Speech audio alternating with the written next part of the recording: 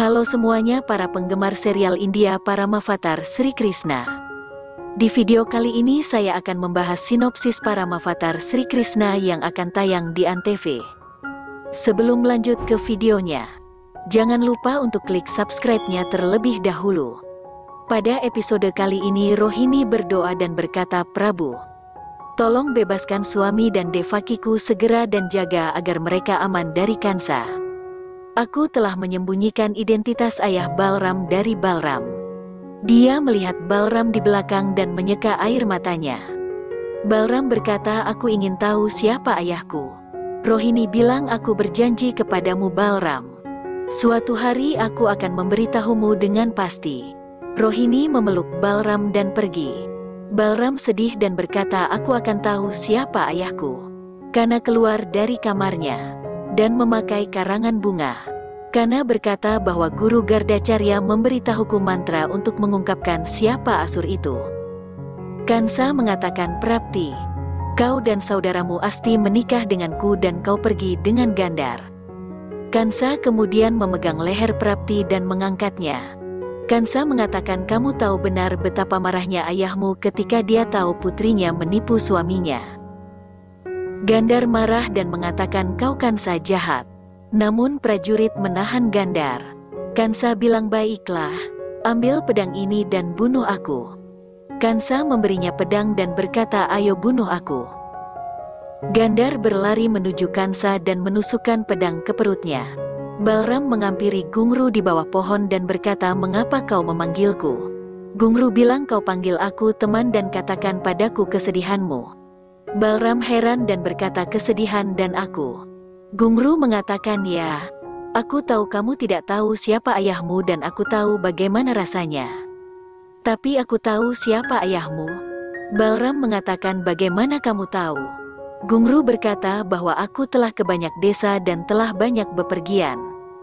Jadi aku tahu banyak dan banyak kebenaran juga.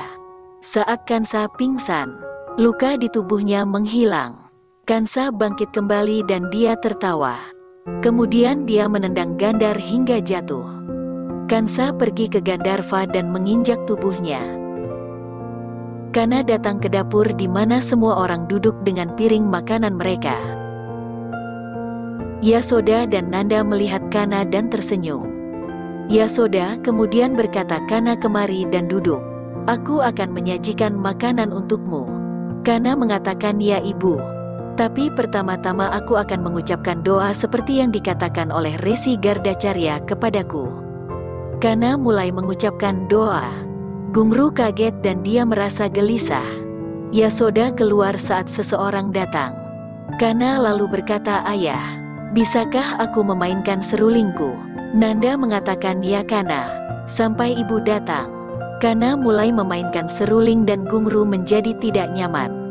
Gungru berpikir, jika aku duduk di sini maka kebenaranku akan terungkap.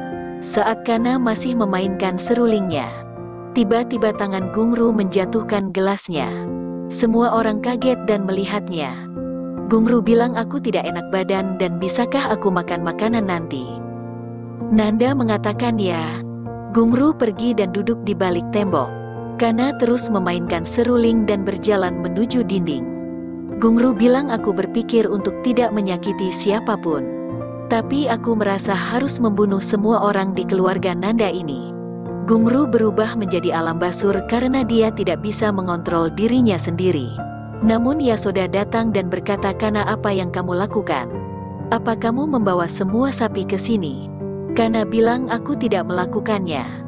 Yasoda membawa Kanha ke dapur. Kana berpikir, jika aku memainkan seruling lebih lama lagi, aku akan tahu siapa Asur itu. Di Barsana, Radha dan teman-temannya telah menghentikan seorang pria dari Barsana. Radha memberitahu pria itu bahwa dia harus pergi ke Gokul membawa mereka juga dan membawa Kana ke sini. Pada malam hari Gungru keluar dengan Balram. Balram berkata, "Mari kita pergi sebelum ayah dan orang lain melihat kita." Kana datang dan berkata, "Kemana kamu pergi?" Kana bilang, "Aku tidak bisa tidur karena aku berpikir betapa beraninya kamu dan betapa aku mengkhawatirkanmu." Balram menjadi emosional dan berkata, "Apakah itu benar?" Kana mengatakan ya. Balram tersenyum dan berkata, Gungru, kita harus membawa Kana bersama kita. Gungru berpikir rencananya akan gagal jika Kana datang. Gungru bilang, aku harus memberi makan sapiku dan aku harus pergi. Kana mengatakan pada Balram, sudah larut, kita harus tidur. Kana pergi dengan Balram dan tidur di kamarnya. Kanha berpikir untuk menjagamu tetap aman dan maka aku akan tahu siapa iblis itu. Kana lalu tidur. Alambasur melihat dan berkata, Kana adalah masalah yang lebih besar. Tapi tidak masalah, aku akan membawa Balram denganku dan jika perlu membunuh Kana ini. Rada bersama teman di gerobak sapi mendekati Gokul. Paman bilang, Rada, sudah larut malam dan aku sarankan kita harus kembali ke Gokul. Rada mengatakan, Paman jangan katakan itu. Jika kamu ingin pergi maka pergi. Aku akan memberitahu ayahku bahwa kamu meninggalkan kami di tengah jalan ke Gokul sendirian di malam hari. Paman bilang ayo pergi dan aku tidak akan melakukan apapun. Di Mathura, Kansa membawa Gandharva dan Prapti ke pintu rahasia. Mereka masuk dan mulai menuruni tangga. Ada banyak hantu dan roh di tempat itu. Kansa kemudian mengatakan, lihat semua ini.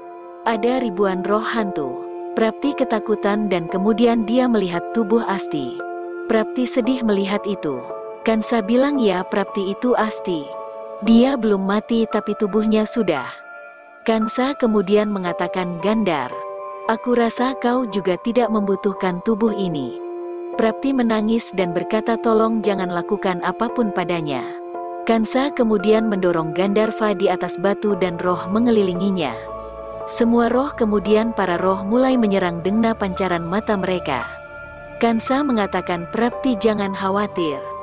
Dia tidak akan mati karena dia hanya akan terbakar. Semua orang membutuhkan rasa sakit. Gandhar terbakar dan kemudian berteriak, Kansa tolong bunuh dan jangan ubah aku menjadi roh ini. Namun Kansa hanya tertawa. Rada mencapai Gokul dan menyuruh paman untuk berhenti di pohon beringin.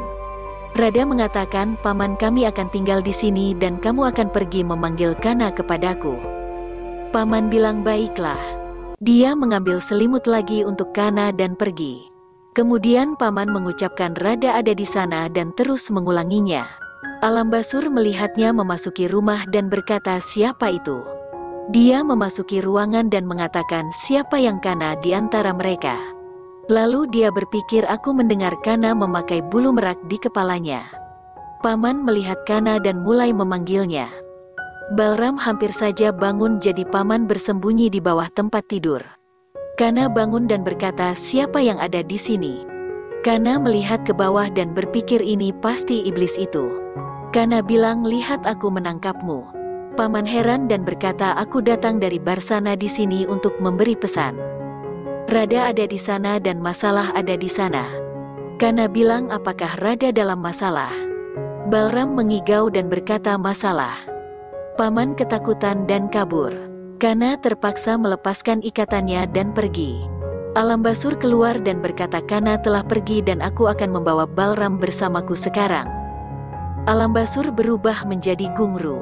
Kana memakai selimut dan mengikuti paman itu. Dia bilang, aku harus pergi dan mencari tahu apa yang terjadi. Gungru membangunkan Balram dan mengatakan, Balram, ayo, Kana tidak ada di sini. Ayo pergi menemui ayahmu. Balram mengatakan, ya, Kana tidak ada di sini, tapi kemana dia pergi? Gungru bilang, dia pasti merindukan ibunya. Balram mengatakan itu benar dan ayo pergi. Sebelum pergi, Balram pergi ke kamar Rohini dan berpikir, aku minta maaf ibu. Aku pergi tanpa memberitahumu, tapi aku ingin tahu siapa ayahku dan aku akan bertemu dengannya dan kembali. Kana datang ke pohon beringin dan dia bilang, Rada, di mana kamu? Rada datang bersama teman-temannya. Kana bilang, kamu baik-baik saja? Rada bilang, ya, aku baik-baik saja.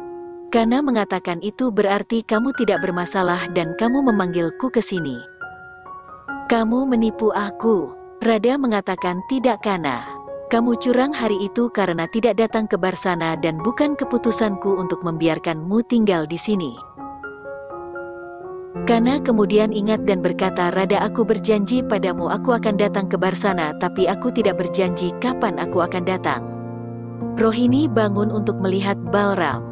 Namun kemudian tidak menemukan Balram maupun Kana. Kana marah dan berkata, "Radha, aku harus meninggalkan saudara laki-lakiku sendirian dalam bahaya dan hanya untuk datang ke sini." Radha mengatakan, "Kana, sekarang kamu harus ikut denganku ke Barsana. Dan itulah mengapa aku membawa gerobak sapi." Kana mengatakan, "Tidak Radha, aku tidak akan ikut denganmu sekarang karena aku harus pergi dan menjaga saudara Balram tetap aman." Radha berkata, "Aku tidak akan tertipu kali ini." Kanha pun kesal. Rohini datang ke sana bersama anak buahnya. Rohini bilang, "Kana, kamu di sini dan di mana Balram?" Kana mengatakan, "Bibi, dia ada di kamarnya." Rohini menangis dan berkata, "Aku mencari di seluruh Gokul, dia tidak ada." Rohini pergi mencari Balram. Kana mengatakan, "Gopi, ini semua karena kamu. Jika aku tidak datang ke sini maka saudaraku akan aman." Kana menegur Radha dan mengatakan, "Jika terjadi sesuatu pada saudaraku maka aku tidak akan membiarkanmu." Radha kaget dan Kana pergi. Saat itu pagi Balram dan Gungru mencapai istana. Saat mereka masuk, mereka mencapai pengadilan dan Kansa berdiri di depan singgasananya. Gungru berkata, "Maharaja Kansa, aku membawa mangsamu yang telah kamu temukan selama bertahun-tahun." Balram kaget dan berkata, "Maharaja Kansa." Kansa melihat Balram dan mengatakan, "Balram, kau telah datang." Sekian untuk sinopsis hari ini. Saksikan keseruan para Mavatar Sri Krishna hanya di Antv. Sampai jumpa di video selanjutnya.